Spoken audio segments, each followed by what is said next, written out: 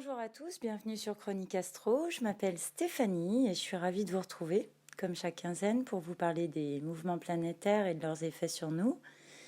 Aujourd'hui, avant de regarder le thème de la prochaine nouvelle lune, je voulais vous parler du mois de juillet, dans son ensemble.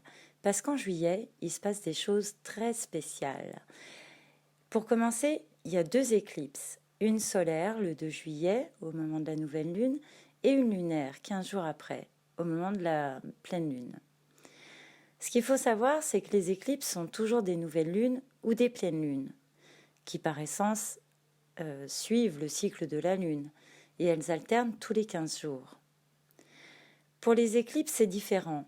Elles suivent le cycle des nœuds lunaires, et elles alternent tous les 6 mois. C'est pourquoi elles portent jusqu'aux éclipses suivantes, 6 mois plus tard. La durée des éclipses est plus longue parce que du fait qu'elles suivent un cycle plus large, elles couvrent une période plus globale de notre existence. Ça explique que leurs effets sont plus profonds et plus durables. Elles se mesurent selon une autre échelle de temps, si vous voulez. Pour mémoire, les nœuds lunaires, le nœud lunaire nord et le nœud lunaire sud, déterminent en astrologie karmique l'axe de notre mission pour cette incarnation. Donc, on peut dire que les éclipses marquent les temps forts de notre existence et nous permettent, ou parfois nous imposent, de nous réaligner sur nos propres chemins de vie. Et pour nous réaligner sur nos propres chemins de vie, elles éclipsent alternativement nos facultés conscientes et inconscientes, ce qui, par conséquent, nous oblige à compenser par l'instinct. Puisqu'en occultant la Lune ou le Soleil, les éclipses nous privent momentanément d'une partie de nos sens, de nos facultés intuitives par exemple pour la Lune, et de nos facultés de raisonnement pour le Soleil. Ainsi, les événements liés aux éclipses sont un peu hors de contrôle et donc plus transformateurs aussi. Il y a une petite phrase en latin qui, je trouve, colle très bien aux éclipses. C'est « alea jacta est ». Le sort en est jeté. Parce que c'est bel et bien ce qui se passe quand on perd le contrôle et qu'on laisse notre instinct reprendre le dessus. Et c'est aussi pourquoi les éclipses n'ont pas toujours bonne réputation. Pourtant, dans l'absolu, elles nous rapprochent du but de notre incarnation, au bout duquel nous sommes censés atteindre le nirvana, le bonheur, la complétude, l'évolution de notre âme. Et cette série d'éclipses, pour en revenir au mois de juillet, est très importante car elle se produit sur l'axe cardinal Cancer-Capricorne, qui est en analogie avec les maisons angulaires 4 et 10. Ce qui veut dire que ces éclipses impactent directement nos fondations personnelles, notre foyer, notre famille, nos racines, notre passé, et d'autre part, notre structure sociale, notre carrière, notre profession, notre place dans la société. C'est pourquoi juillet 2019 sera marqué d'une pierre blanche, car ces éclipses seront sûrement un tournant sur notre chemin de vie, et particulièrement si elles se produisent dans notre thème natal sur une maison angulaire, qui, je le rappelle, correspondent, comme les signes cardinaux, à l'impulsion créatrice. On associe aussi le signe du Cancer et la Lune, sa planète maîtresse, au passé, aux mémoires, et le signe du Capricorne à nos réalisations dans ce monde, à notre part de responsabilité sur les événements qui interviennent dans notre vie. Alors pour ces éclipses, on pourrait encore traduire ça par « nous allons récolter ce que nous avons semé, mais nous ne verrons le résultat que dans 6 mois ». En fait, toutes les nouvelles lunes parlent de semences, de nouveautés, mais celle du signe du Cancer, tout particulièrement puisqu'elle parle de nativité, de naissance. Alors, nous amorcerons le 2 juillet une nouvelle tranche de notre existence, une nouvelle tranche que nous avons souhaitée et amorcée dans le passé. Également, il est important de noter que la nouvelle lune dans le signe du Cancer marque le départ d'un nouveau cycle pour la Lune elle-même, puisque c'est son domicile originel, ce qui appuie encore cette notion de nouveau départ.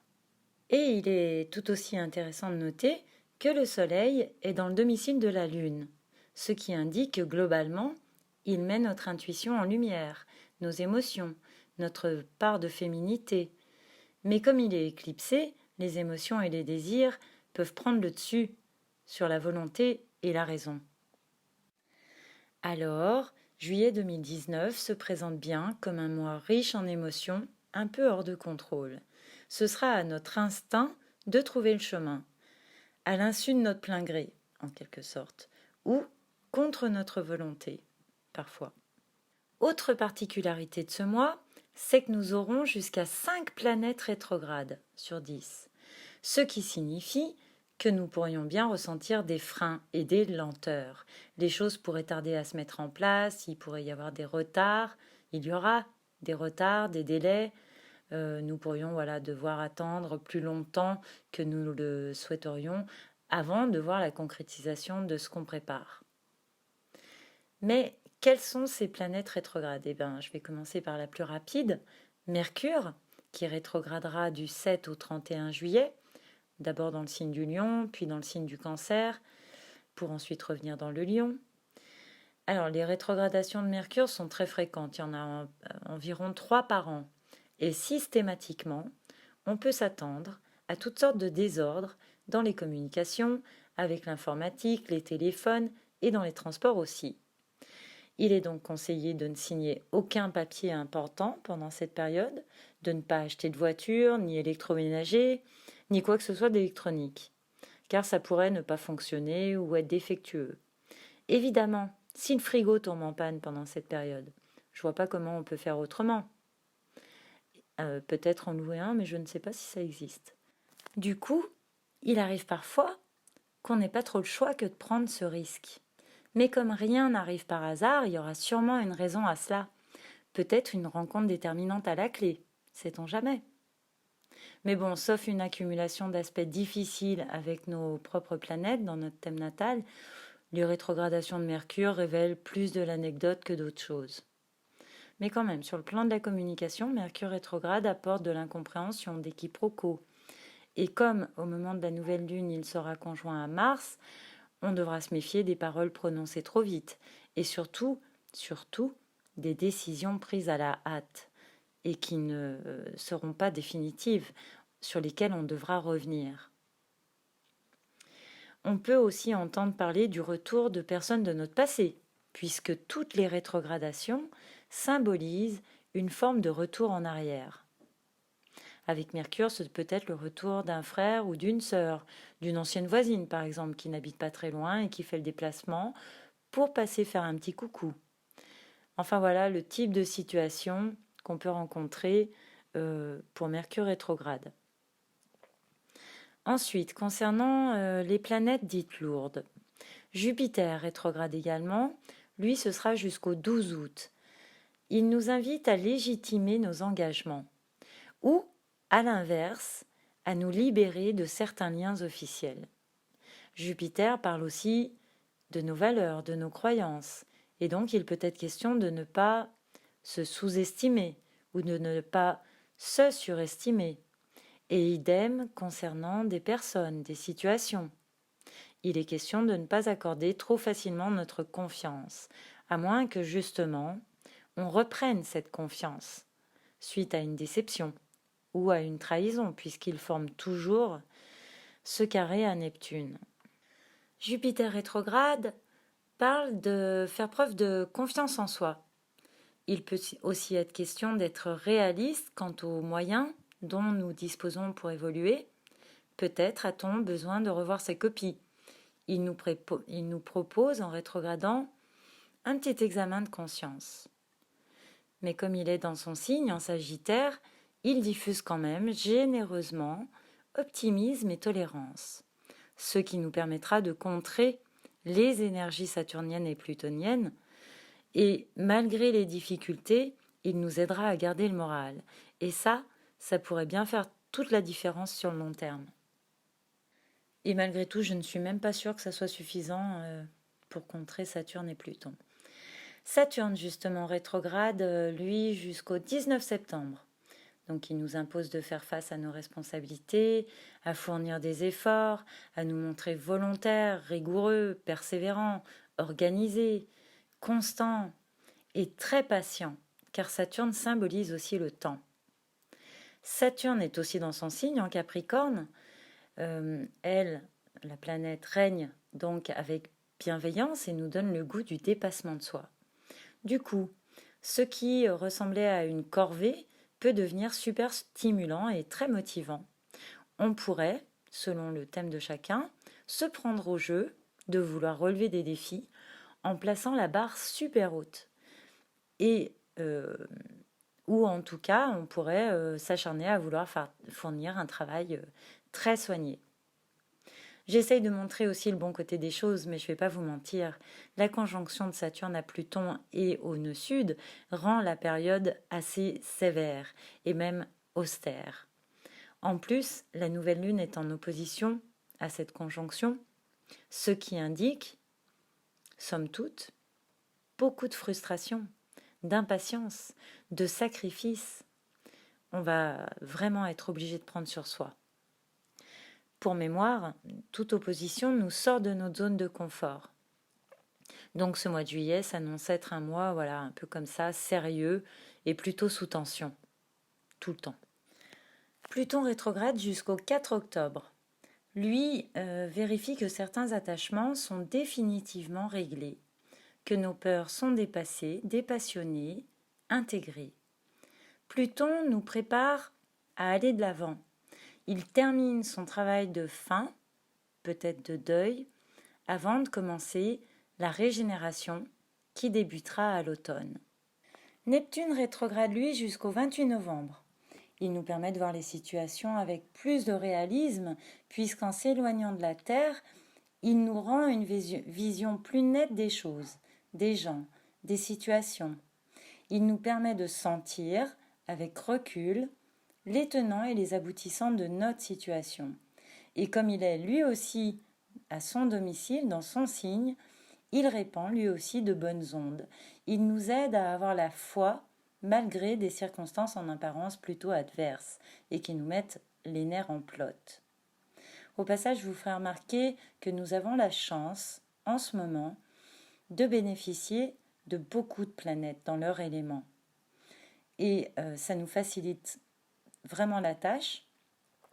En tout cas, c'est toujours plus facile de collaborer avec des coéquipiers dans leur élément qui réalisent leur vocation plutôt que l'inverse. Le fait que nous ayons 5 planètes en mode rétrograde sur 10 indique qu'il nous est demandé d'avancer avec beaucoup de prudence, car en mode rétrograde, rien n'est jamais définitif. Sur le plan des éléments, au moment de la nouvelle lune, nous avons 3 planètes en signe de feu, 3 planètes en signe de terre, 3 planètes en signe d'eau et une seule en signe d'air. Ici, il est intéressant de noter que l'air est sous-représenté, ce qui veut dire quelque chose, bien sûr. Et en l'occurrence, ça veut dire que l'heure n'est pas à la réflexion ni à la logique, puisque l'air symbolise l'intellect. De toute façon, avec Mercure rétrograde, souvenez-vous, on pourrait bien ne pas avoir les idées très claires pendant cette période. Et le Soleil étant éclipsé, notre raisonnement n'est pas non plus très fiable. En fait, l'élément air sous-représenté parle de communication difficile ou inexistante, ce qui du coup crée une atmosphère un peu étouffante comme ça, où on retient son souffle. Et comme par hasard, la météo climatique rejoint la météo astrale. Et ça arrive assez fréquemment. Le yin majoritaire, avec 6 planètes symbolisées par les signes féminins de terre et d'eau, et dans la continuité des précédentes lunaisons, parle de réceptivité et conseille de ne pas encore agir et d'attendre au moins jusqu'à l'entrée du soleil à partir du 23 ou 24 pour commencer à mener des actions. Nous aurons alors un changement radical dans les énergies puisque le yang deviendra dominant Et nous pourrions bien alors être happés par l'action. Ou en tout cas, les choses pourraient se débloquer à ce moment-là. Mais j'en reparlerai avec la pleine lune la prochaine fois. Regardons Mars à présent. Il va enfin quitter le signe du Cancer, où il était maladroit et mal à l'aise, submergé d'émotions, pour entrer, au moment précis de la nouvelle lune, dans le signe du Lion, où il va retrouver toutes ses facultés d'action, et voire même peut-être un peu trop, alors prudence, du fait des mauvais aspects qu'il reçoit. Il va quand même pouvoir exprimer sa force et son autorité, et il va nous permettre, débarrassés de nos ressentiments, de nous affirmer, de reprendre confiance en nous. Il sera conjoint à Mercure, et comme je le disais tout à l'heure, il faudra se méfier des paroles données trop vite, et aussi lors des déplacements. Je dis ça parce que mon fils vient d'avoir un accident de voiture. Rien de grave, il n'y a pas eu de blessés. Et donc, il faudra être extrêmement prudent parce qu'il reforme le carré avec Uranus. Et les deux planètes en aspect de tension parlent immanquablement d'accidents, d'explosions. Et avec Mercure conjoint à Mars, attention aussi de ne pas surréagir face à d'éventuelles agressions verbales. Et si le cas se présente, fuyez ou gardez le silence, mais surtout n'en rajoutez pas. Heureusement, Uranus, au moment de la nouvelle lune, sera en bon aspect de la lune et du soleil, ce qui pourrait amener une belle surprise au milieu de tout ce marasme. Peut-être aurons-nous la bonne réaction, le bon réflexe, ou notre intuition nous permettra-t-elle de garder le contrôle ou même d'anticiper. En tout cas, je l'espère.